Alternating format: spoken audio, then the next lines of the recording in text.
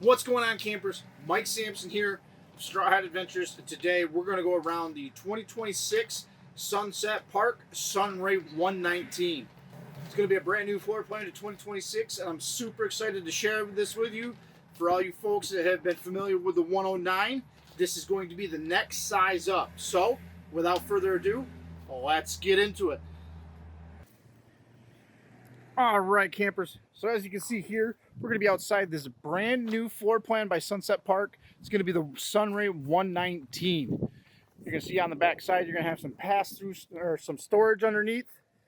Traditional water hookups, 20-pound propane tank, battery disconnect. You will have 4 stabilization jacks on this. This is in the sports model, so you have it on the 6-inch rise, and then also those nice tires. Get some of the basic specs out of the way for you. We're going to be at $1,795 unloaded, a combined cargo capacity of 1,900. You're going to have a gross vehicle weight rating of 3,500. This will be 13.5 in total length. We're going to be 8.6 wide with a height of 8.2, and this will sleep 2. Unless you add a rooftop tent, then you can get 4, which has been a pretty cool option to have in these smaller ones, to add that extra sleeping space up top. So now that we got those specs out of the way, we're going to go right here to the galley, and you're going to see the 12-volt refrigerator. Nice size.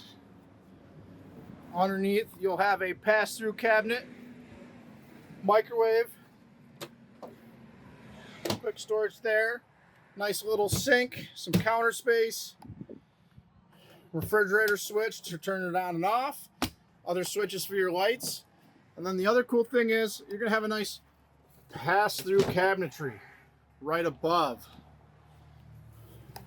And as you can see as well, right here in the middle, which has the net, so you can keep the bugs out.